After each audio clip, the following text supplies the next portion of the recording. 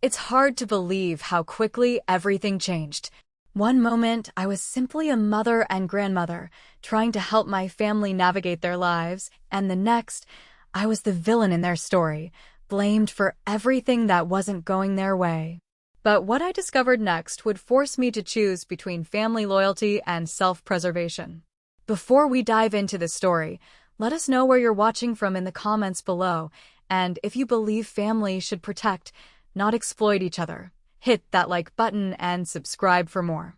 My life had settled into a quiet rhythm after my husband passed away 5 years ago.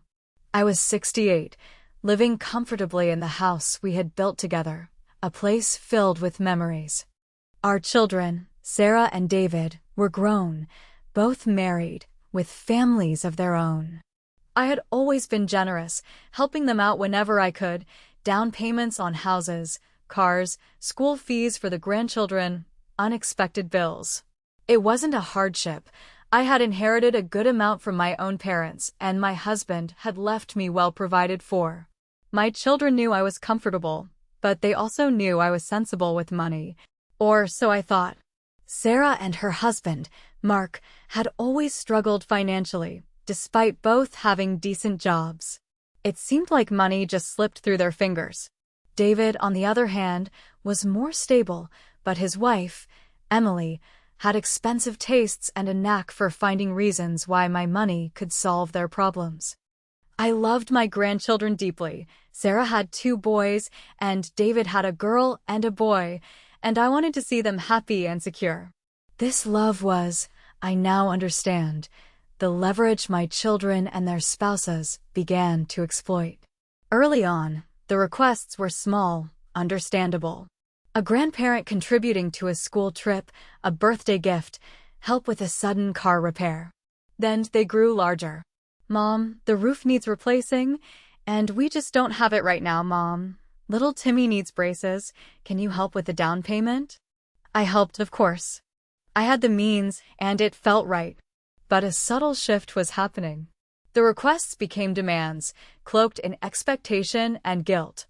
If I hesitated or suggested they look at their own spending, I was met with sighs, dramatic stories of hardship, or passive-aggressive comments about how I didn't understand their struggles. It must be nice not having to worry about money, Emily once said, her voice laced with something I couldn't quite place then, but now recognize as resentment. The first clear sign that something was deeply wrong wasn't a dramatic confrontation, but a quiet, chilling discovery. Sarah and Mark had asked for a significant sum, claiming it was for a crucial home renovation that would prevent serious structural damage. They showed me quotes, looked worried, and talked about the children needing a safe home. I wrote them a check, feeling a familiar pang of worry for them, coupled with the quiet satisfaction of being able to help. A few weeks later, I was at a local cafe and ran into a casual acquaintance who lived near Sarah. "Oh," she'd said, "I saw Sarah and Mark bought a new car. A really flashy SUV. Must be doing well." My stomach dropped. The sum I'd given them was substantial, far more than a down payment on an SUV, even a flashy one. It was enough to pay cash for a modest one. I went home, pulled out the renovation quotes they'd shown me. I called the contractor listed. He had no record of providing a quote to a Sarah and Mark Miller at that address.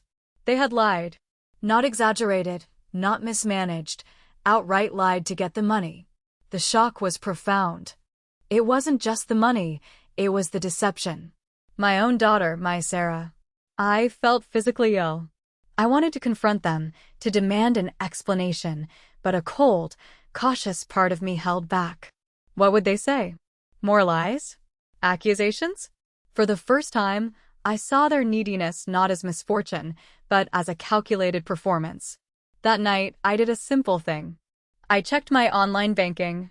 I scrolled back through the years, looking at the transfers, the checks written. The total was staggering.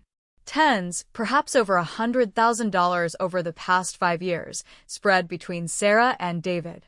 It wasn't just the big things, it was constant. Smaller sums requested with urgency for things that, in retrospect, seemed dubious. I felt a growing knot of dread. Was the SUV an isolated incident or part of a larger pattern? I decided not to confront them immediately.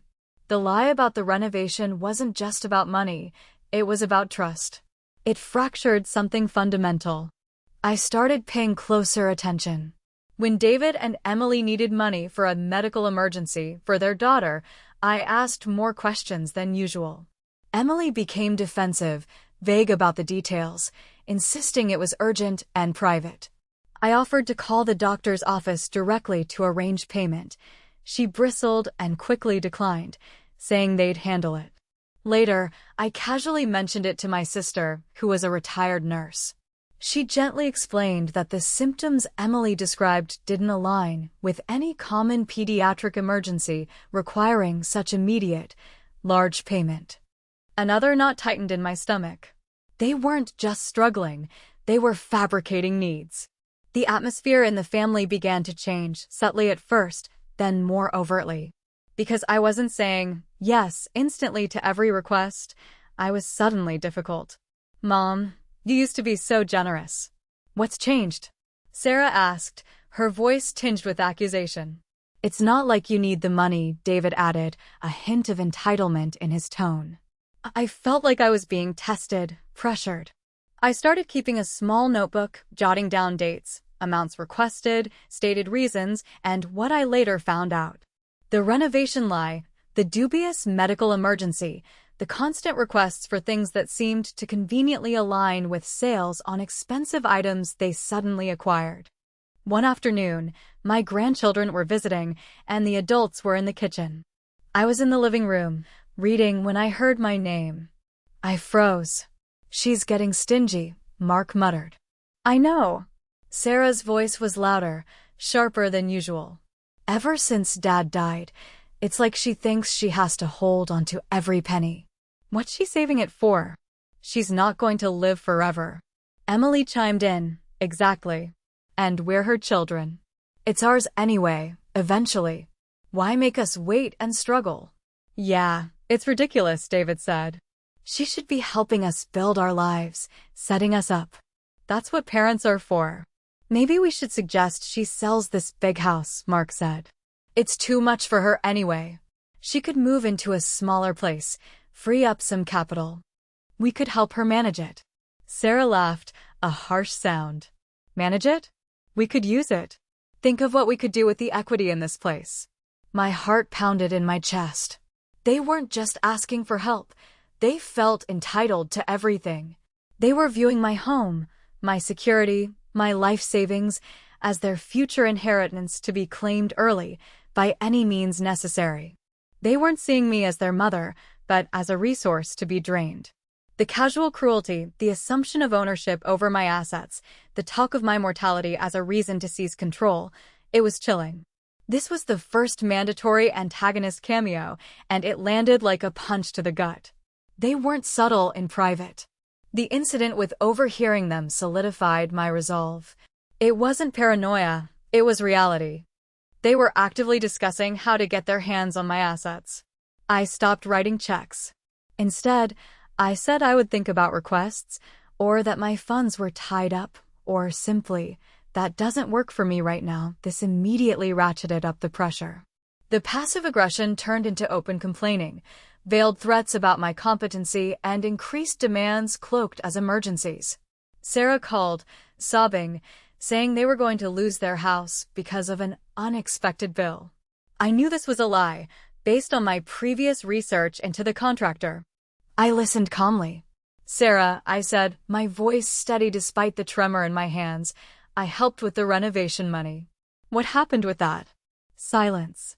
Then, a surge of anger. "That was ages ago. This is now. Why are you being so difficult? We're your children." "And I am your mother," I replied. "I deserve honesty." She hung up. The next day, David called. "Mom, Sarah is really upset. You shouldn't have questioned her. We're family. We help each other." "Helping is one thing, David. Lying to get money is another." "Lying? No one's lying. We just need help, and you're making it hard." This was the second mandatory antagonist cameo, their direct confrontation. It wasn't about need, it was about my newfound reluctance to be exploited. Emily then sent me a barrage of texts, referencing all the things they had done for me over the years, driving me to appointments, which I paid for their gas and time, helping in the garden, which I paid for the plants and mulch and often them too. The implication was clear. They had earned my money through minimal effort, and now I was reneging on the deal. She even included photos of the grandchildren with messages like, "Don't you want to see them happy? Their happiness depends on us, and we depend on you." The emotional blackmail was thick and suffocating. I realized I couldn't navigate this alone. My instinct was to retreat, but the overheard conversation about my house terrified me. They weren't just asking for cash, they were planning to take my home. I needed professional help. I made an appointment with an elder law attorney recommended by a trusted friend. Meeting with the attorney, Mr. Harrison, was a turning point. I laid out everything: the history of financial help, the renovation lie, the medical emergency lie, the overheard conversation, the increasing demands, the emotional pressure. I showed him my notebook, the texts from Emily, copies of bank transfers where I had specifically noted the stated reason for the funds, like Sarah, renovation. He listened patiently, his expression serious. This pattern of behavior, coupled with their overheard conversation about your assets and home, raises significant concerns, he said. It sounds like financial exploitation, and potentially, they are laying groundwork to challenge your capacity or make claims on your estate prematurely. Their current behavior suggests they feel entitled to your wealth, not just grateful for your help. He outlined my options. I could do nothing, continue to be exploited, and risk losing control of my assets. I could confront them, which he advised against without legal protections in place, as it might escalate their tactics. Or I could take steps to protect myself and my assets legally, and then set clear boundaries. The first step, he explained, is to secure your finances and property. We need to ensure your power of attorney and healthcare directives are ironclad, and name someone outside of Sarah and David, someone you trust implicitly. You should consider moving significant assets into accounts they cannot access or are unaware of. We can also explore options like a living trust, which can provide privacy and control over how your assets are distributed upon your death, bypassing probate and making it harder for someone to contest. He also advised me to continue documenting everything. Every call, every text, every interaction. If they made threats, especially regarding my health or competency, I should note it down. If they tried to force their way into my house, I should call the police. Walking out of Mr. Harrison's office, I felt a strange mix of fear and resolve. The fear was real. My own children were a potential threat. But the resolve was stronger. I was not going to let them take advantage of me, steal my peace of mind, or risk my security. I had worked hard, my husband had worked hard, and my parents had worked hard to build the life and security I had. It was mine, not an early inheritance for entitled adults. My strategic preparation began quietly.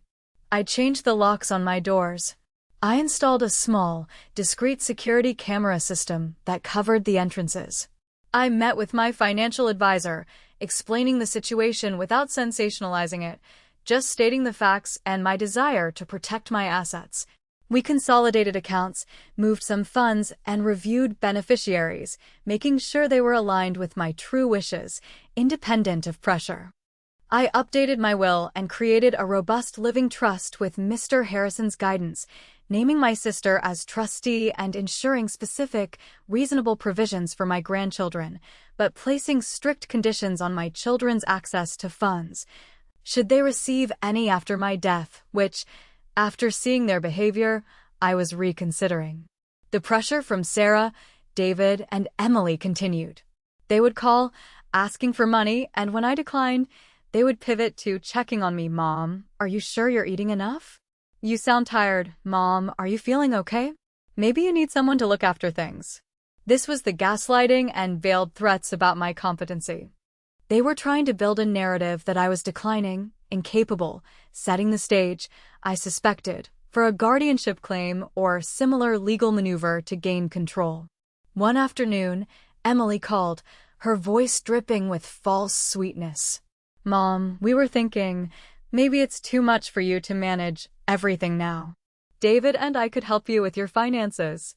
Just give us access to your accounts and we can pay your bills, make sure everything's in order. It would take such a load off you." The sheer audacity stunned me.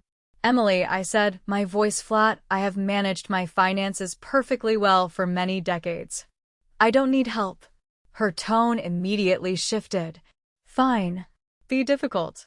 Don't say we didn't offer. We're just trying to help, and you're pushing us away." She hung up before I could respond. These interactions fueled my determination. I kept documenting, recording calls, saving abusive or manipulative texts. My notebook filled with their demands, their lies, their attempts to control me. I was building a case, piece by quiet piece. Mr. Harrison reviewed my documentation regularly, assuring me I was doing everything right. We discussed the possibility of needing cease and desist letters or even a restraining order if their behavior escalated physically. The smoking gun didn't arrive with a bang, but with a quiet pang of an email notification. I had requested copies of all documents related to the formation of my late husband's estate from the lawyer who handled it years ago, just to have everything in one place. Tucked within the digital files was a scanned copy of a letter dated shortly after his death. It was from Sarah and David, addressed to the estate lawyer, subtly questioning my ability to manage the inheritance and suggesting that a portion be placed in trust for them or that they be given oversight.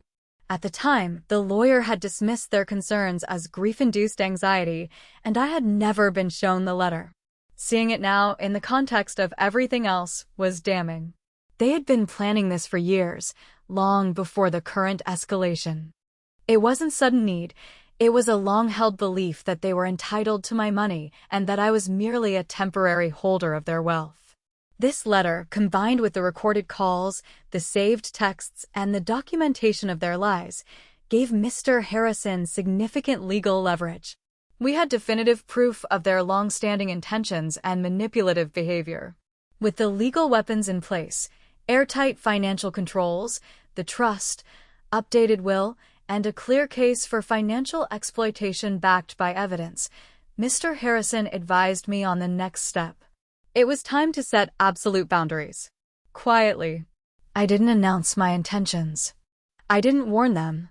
On a Tuesday morning, Mr. Harrison's office sent certified letters to Sarah, David, Mark, and Emily.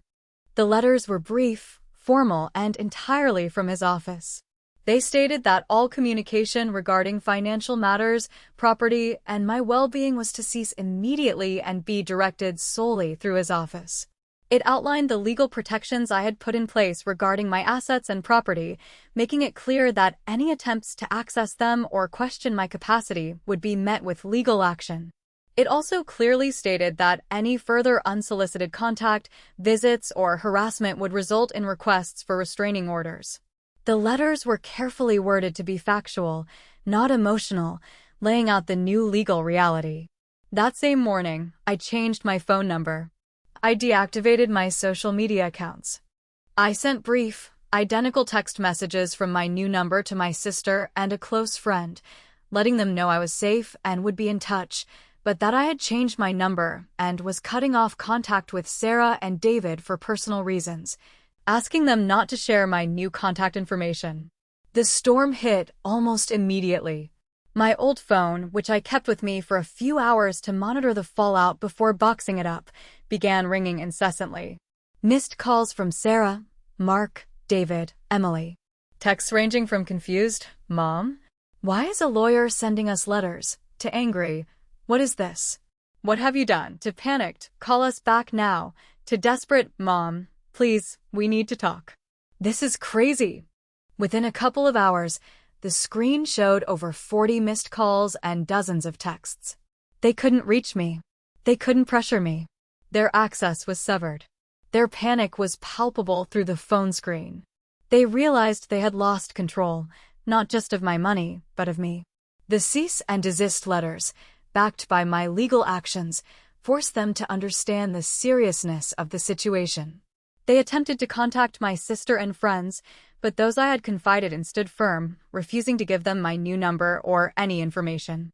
There were initial attempts to show up at my house, but seeing the security cameras and knowing legal action was threatened, they didn't try to force entry. Mr. Harrison handled the few calls they made to his office, reiterating the boundaries and consequences. He informed them, factually, that their attempts to manipulate and gain control of my assets were well documented, and that further harassment would lead to litigation. The legal victory wasn't a court battle, it was the quiet establishment of impenetrable boundaries backed by the law. My financial security was protected. My property was safe. They couldn't touch my accounts or force me to sell my house. Mr. Harrison's formal communication made it clear that their past behavior had consequences and any future transgressions would be met swiftly and legally. Their desperation, evidenced by the flood of missed calls, was the confirmation that my strategy had worked. They weren't calling out of love or concern. They were calling because their source of funds and perceived future inheritance had vanished. Life became quiet, almost eerily so at first. The constant demands, the emotional manipulation, the walking on eggshells, it was all gone.